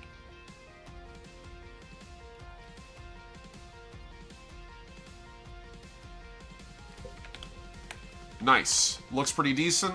We're going to do the same thing on this side, but here, the angle is going to be brightest right on this side, which is going to be a little strange, but that's just how the angle of it works.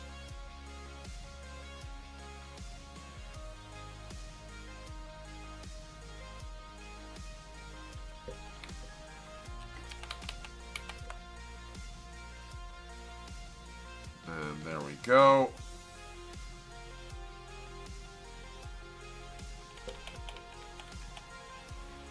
Now we just catch that edge.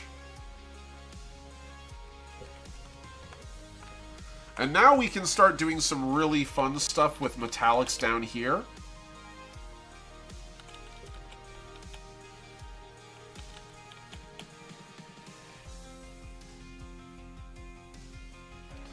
We'll do the same thing on this side. This is how you tend to get hoses and the shapes of hoses.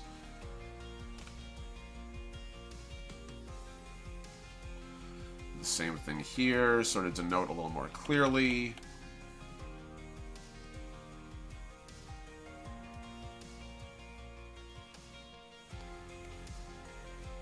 Alright, and now we're going to start doing fur. It's been a while since I've done this, so I'm going to save these details. Hold on. I'm going to procrastinate on the fur for just a second. Get the interior of the neck here.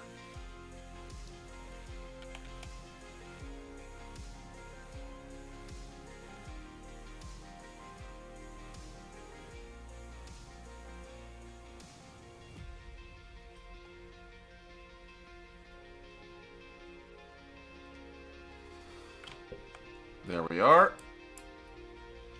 Okay, let's get our shapes down here.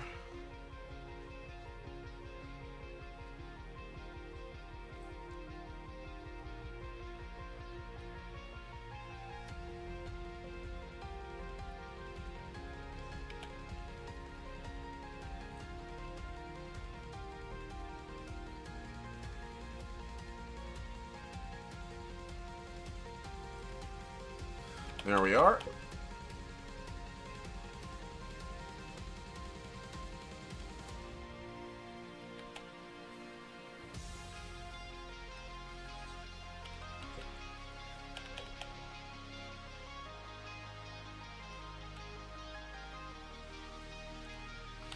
And we're going to do the same thing for these.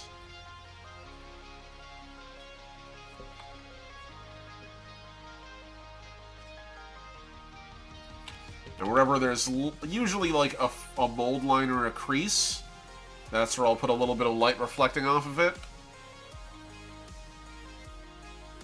You'll notice that when you mess around with plastic enough, plastic and metal, is there's like always these really super harsh outlines. Everything is ringed with light when it's made out of metal. It's very interesting. Maybe that's just me having astigmatism and seeing the world where everything is kind of like always has like a bit of a halo of light around it, especially if it's a major light source. But it's useful. It's a very useful trait to have when you're drawing.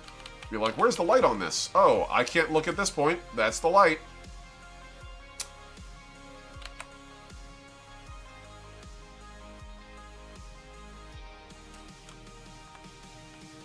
Nice. It's looking pretty decent. I'm just going to go in here, pick out this part, and this part. This is the only parts without fur, per se. We're going to hit the edge of this.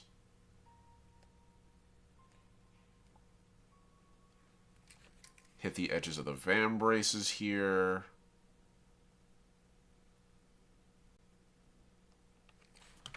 We're going to zoom in. We're going to catch the edge of these hands.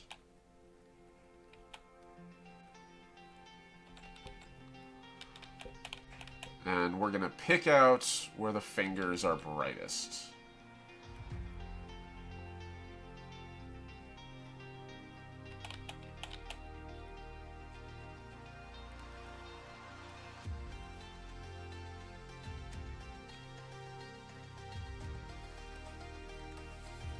And we'll do the same thing here for the tops of the van braces.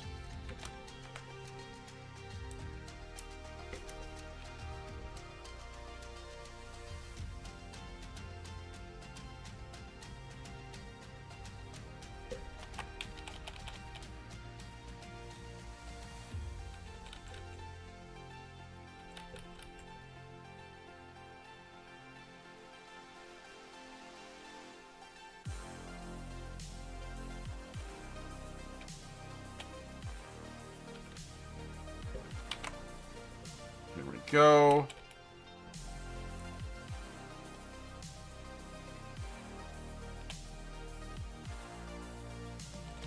We'll do the same thing here on this end. Pick out where the light's going to fall most.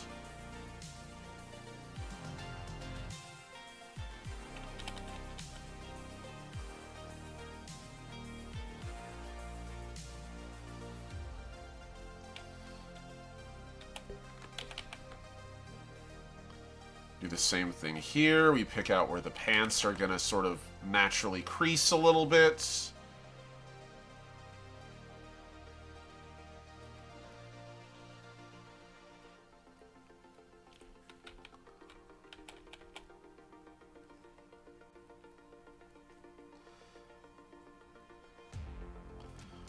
Takes a long time to figure out how a cloth looks, and I'm not going to lie, I still mess it up all the time. Use references, folks. You will never understand how valuable references are until you start doing art. Trust me. Why reinvent the wheel? Physics has already done your rendering for you. Just use an actual reference if you have the thing. If the thing exists, use a reference. If it doesn't, make a reference. You don't know what pants look? Go put pants on. Go put some pants on and take a peek at how it appears.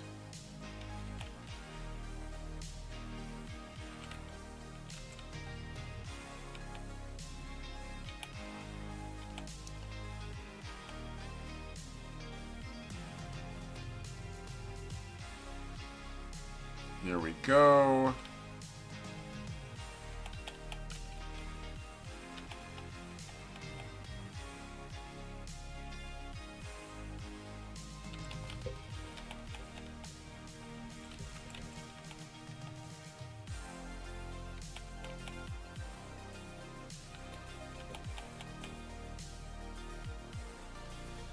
And let's swap this over.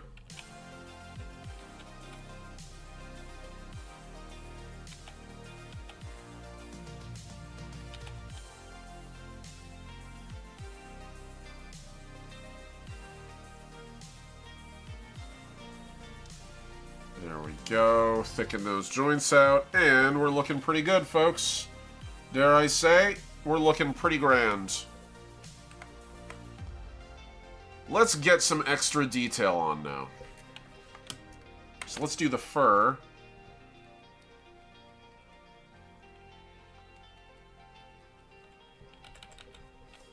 Make sure this is actually the right, like, layer.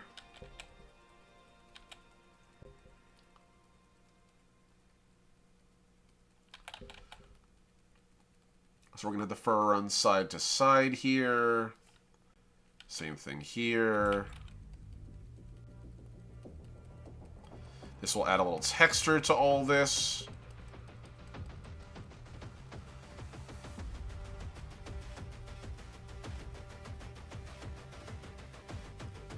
And what matters usually whenever you're doing fur is to, like, vary the shapes. Like, don't do it exactly from the same spot. I just tend to do this, like, over and over again. And it tends to work pretty well, but, like, vary where the hairs are placed from, right? Like, if you've ever seen an actual fur coat, it's thousands of little hairs, all, like, sewn in at different intervals, in ways that make as much sense as possible to the person who's making it. But it's not perfect. It's not an exact science. That's why machine-looking fur coats always look so weird. It has a level of unnatural precision to it that doesn't seem realistic. I'm gonna put this at normal level here, so maybe it's at 45. A little stronger, 75. There we are.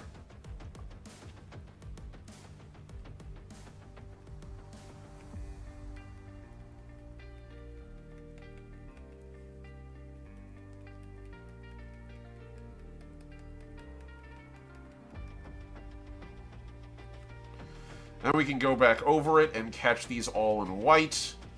And that's going to give us a very cool looking hair aesthetic. Trust me, it looks like shit now. It'll look good in a minute. Trust the process. I'm trusting the process. I'm panicking as I trust the process. But I trust the process. That it will look good when I'm done.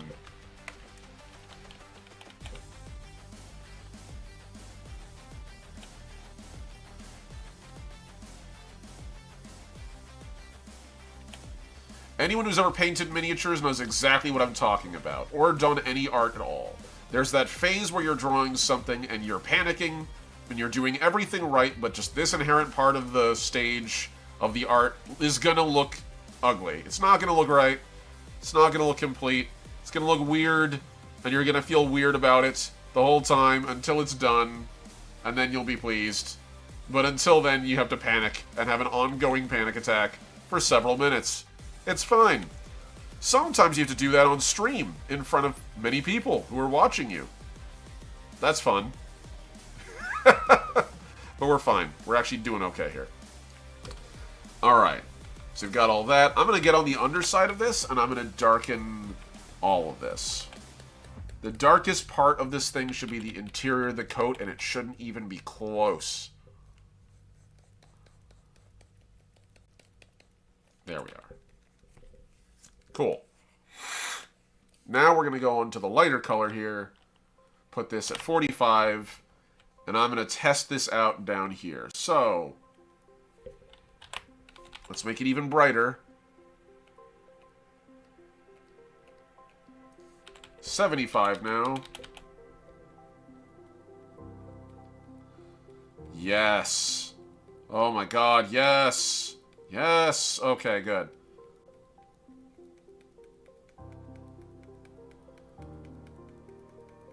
And go back over yourself, you know? Catch as many of these lines as you can, but then go back over and be like, nah, it's not done yet. And the end result is going to be something that looks almost fur-like. It's supposed to fool the eye, remember, so it's not going to be perfect. It just needs to be perfect enough.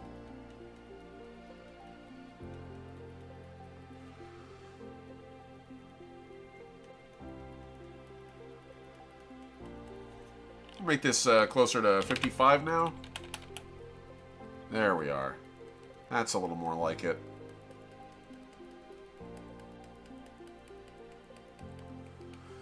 And this gives us that very furry lining kind of look.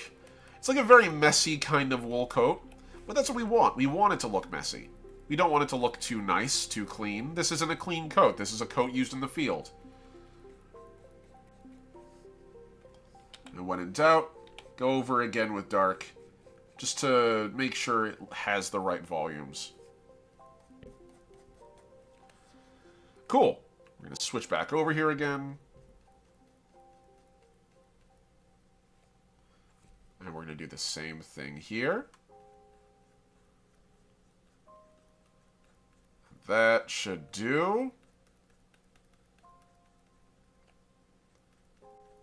And where the light hits most is where we're going to go back over. Be a little messier with this one now. This is where the light kind of gets composite. This is where everything sort of staples together. Where light blurs and optical illusion take over. And that's all art is. It's you using paper and pen to convey the equivalent of what's being seen, not the actual thing. We're going to do the same thing here. On this side, where the light is most intense, which is right on the ridge. And just squiggle it down, baby. Perfect. Now this side, we're going to be a little lighter on it because it's mostly in dark. We're still going to do a little bit of that where the light is.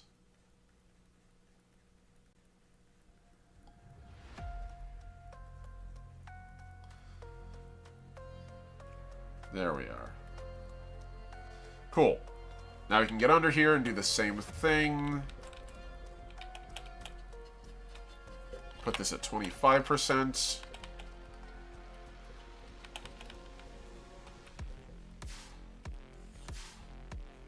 And we're just going to capture everything that isn't supposed to be super bright.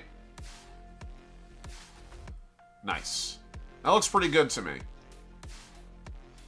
Gives us a nice, thick, trust the process section. Yes, it really is the throw myself into the void and pray section.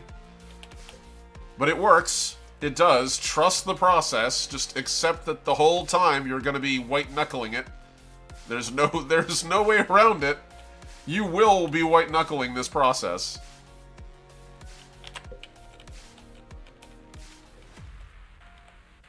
I'm going to do something a little fun here. I'm going to actually give this a cloak pin. I don't need to, but I think cloak pins always make things look better. It's not going to be a true cloak pin. It's going to be more of a clasp, like just a more traditional like plastic clasp. But it'll do.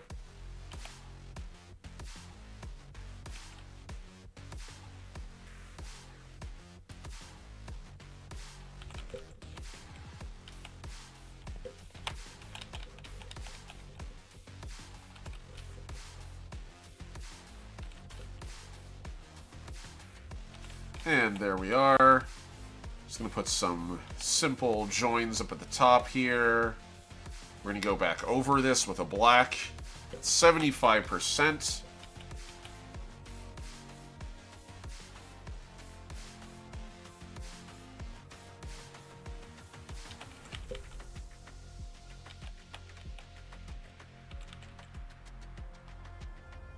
And there we go. A simple little mechanism for locking this cloak together.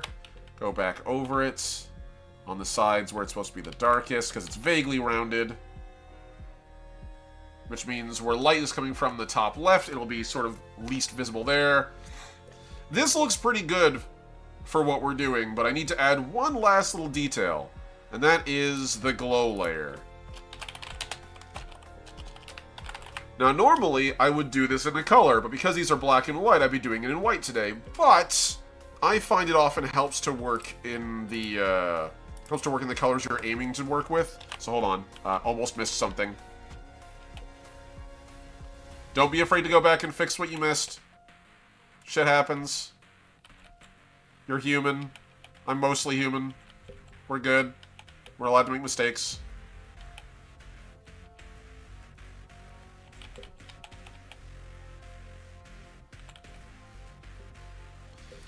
Here we go. Okay, cool. That looks fine to me. That looks good. Okay, let's get the lighting on. That's the glow layer. Scheisse. Alright, we're going to merge this down. Glow layer. Above it. Now, hear me out. I work in color for synthetics because they're very much determined oftentimes by the colors in their, like, parts. So, like, their optics are one of the big things for them, in the same way that for humans, our hair color, eye color, and skin color are how we get a lot of diversity. Along with, like, shapes of, like, facial structure and body plan and all that. For synthetics, they have all of that. But because they're mostly made out of plastics and metals and things that they tend to leave on a more of a slate gray color, plenty of them do, like, spray paint and, like, customize their exterior. But the majority of their customization at a very young age comes from what color their internal diodes and glows are. It's sort of the first thing they get to choose. They get to choose the slider of the RGB of their lighting effects. So today, on the glow layer, I'm going to just slap this together here. Glow layer. Beautiful. Here's my thought process. I'm going to work with the color I think this synthetic would choose. And I think this synthetic would choose ice blue.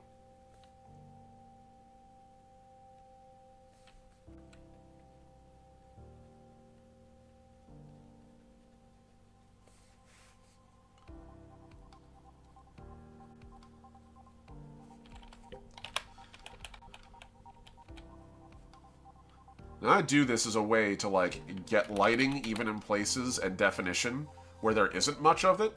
Because in case you've noticed, synthetics are largely, like, drawn in shadow. Almost always. It's just the way they kind of tend to appear. We're going to get around that by doing... Black and white pictures hate this one easy trick. We're going to use light to differentiate this. Provides a very sharp contrast.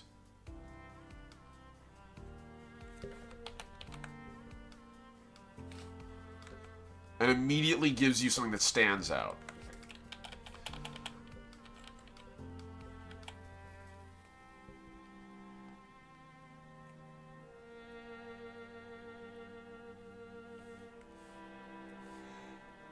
And we'll do the same thing in here.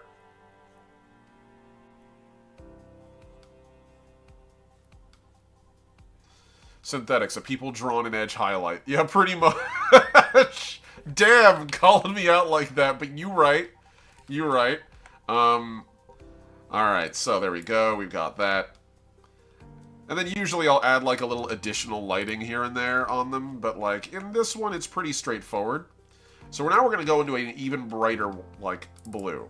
I'm going to pull this up really hard. And I'm going to go into a vivid light.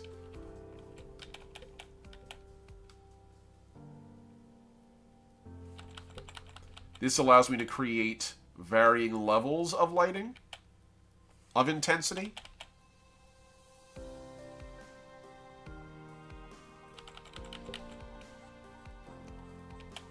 And build up to it. So where the light would shine the brightest, I can sort of lean into it a little bit. Just a hair.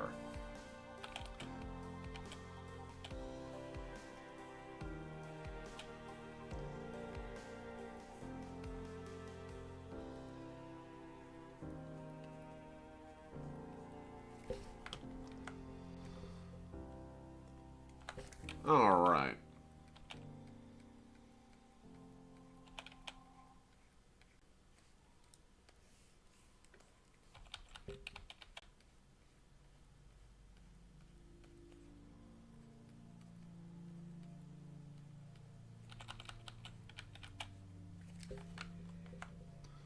Okay, so that works. We're going to do the same thing on the other side here.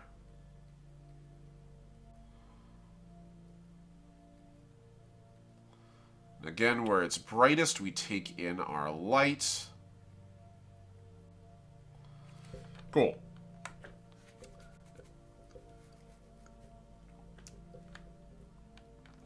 And now I can do one tier above it all. This is the brightest, most intense point. This is going to be at 75, and this is going to be at normal. We're pretty much beyond the ability for the lighting like brush to be helpful to us. Only actual light sources will produce this. This is not the kind of thing that gets reflected. This is the sort of intensity that's only matched by something that's emitting an LED light like brightness, which is the interior of their eyes, which we can go back over, by the way. We can literally just go in here and be like, hey, I gotta fix this. There we go. Do the same thing over here. Make sure they're about even. Round it out a little bit in the places where it needs to be rounded out. Looks good to me. A little further down on this side, actually. There we are. That looks a little better. And then in here, we're going to do on the interior glow layer. Hold on. I said brush. Thank you.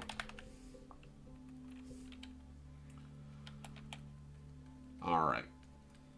And right here. This gives us a very intense lighting effect where we need it to be.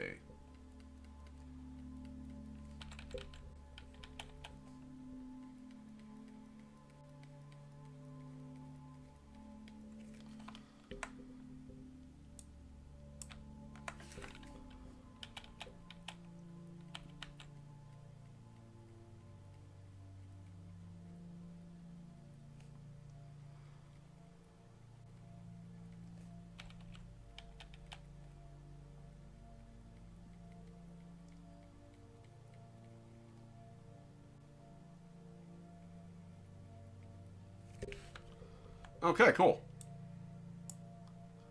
Looks decent. Looks decent. And now I'm going to add a layer above this, which is going to be the... I'm going to call this the arcane layer, for lack of a better term. I'm going to do this all in vivid light.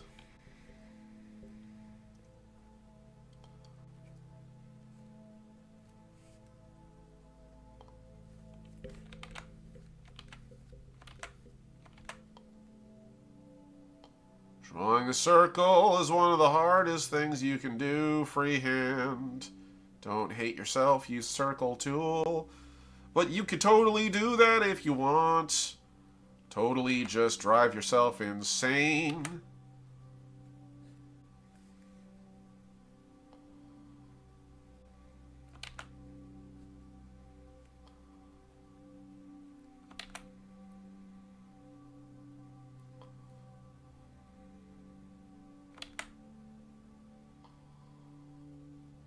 Totally normal.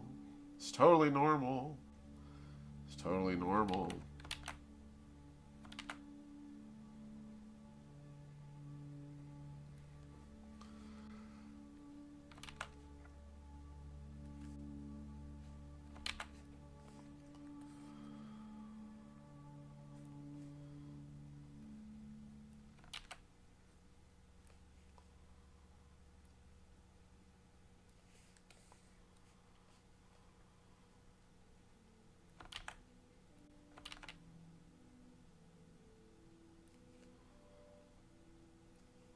And I'm just doing this to create a pretty cool visual effect.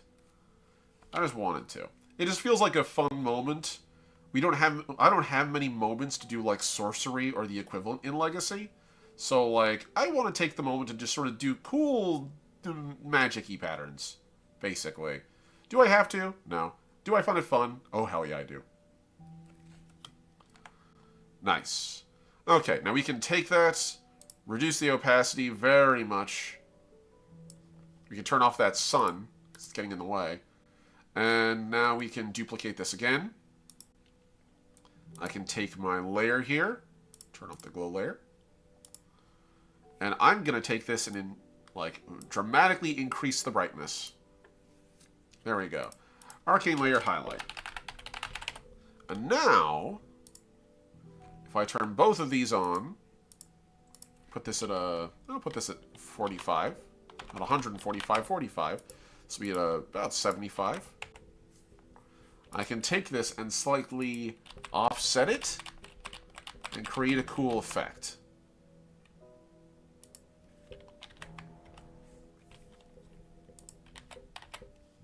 And I can do the same thing on the underside of it and create a darker version. So let's take that, saturation it up, drop the brightness a little more.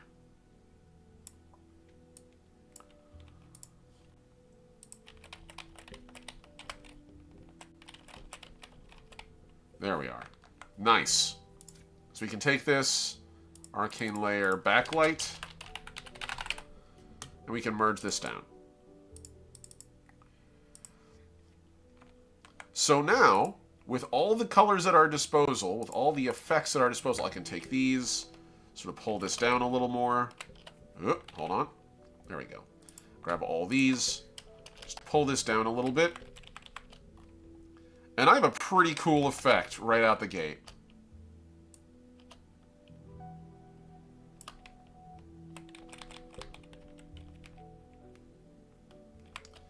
And I can go over all this with an eraser, 25%.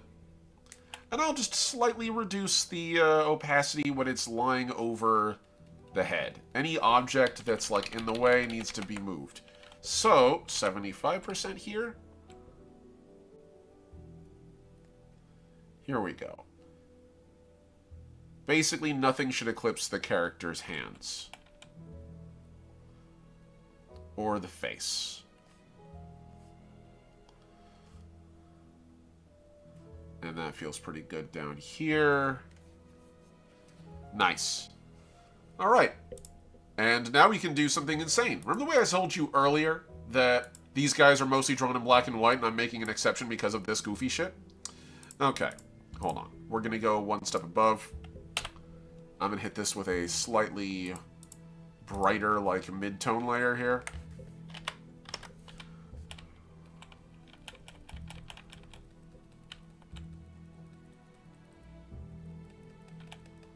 Here we are. I'm going to just sort of use where the light would be glowing off of this to create an effect, which I can then tone down because once this is done, I can just take a nice little tool here. We're going to delete it, actually. Hold on. Actually, no. I can do it from here. I can do it with this. We're going to take our colors, and we're just going to saturation shift this into the ground. And we're going to make sure it's nice and bright. And I'm going to have that as the black and white filter. Because now I can take that and turn it on and off. Boop. Beautiful. Now, why am I doing this? Because there's a backsplash. And that splash has to be done correctly. So I'm going to go in here with a big black brush. I'm taking the biggest, blackest brush I got. And we're just going to hit the whole back of it.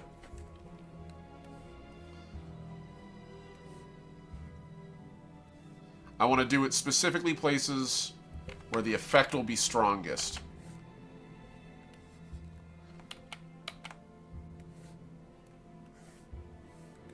There we are. And then I'll reduce it again.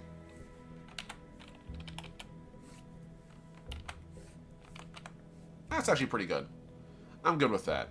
Now we can take that, reduce the opacity a little bit. And we have ourselves a finished researcher. That feels pretty good. So thank you guys so much for your patience getting through this. I genuinely do really appreciate you. I'm gonna just pop this back up here again, because I'm really happy with how this turned out. It's amazing what you can accomplish when you sit down in front of a bunch of people and you do something in a way that you can't evade, because by doing it in front of everybody, it forces you to actually achieve the goal as opposed to procrastinate endlessly and play Marathon. Speaking of, I'm going to go play Marathon. Everybody, I hope you have a wonderful day. Thank you guys so much. It means the world. And a huge thank you once again to my amazing patrons at Tier 1 Ampersand and Atlas, at Tier 2 Necrodamus and Souls Rolls, and Tier 3 Mossy the Mighty and Heinrich the Heroic. You guys are all incredible. You're the thing that actually allows me to get things done. You're the ones who keep the lights on in my household and actually do a significant amount of lifting to keep my family housed and happy. Thank you guys. This is my only income. Your support means the world to us. And also on top of that, can I just take a brief moment to say thank you to everybody who's been watching? Please hit the like button. Hit the subscribe button.